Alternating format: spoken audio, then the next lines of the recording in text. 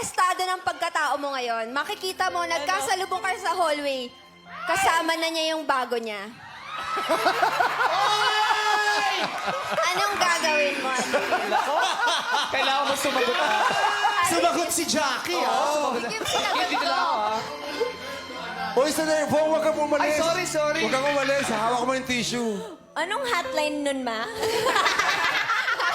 ano pa yung tawagan? Ano daw? Hindi, dapat ano ka lang. Kasi, gano'n naman ang buhay eh. Hindi naman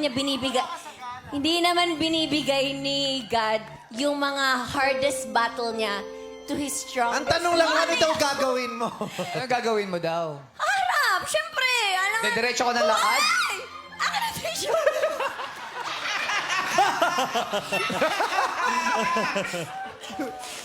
Hindi, gano'n talaga.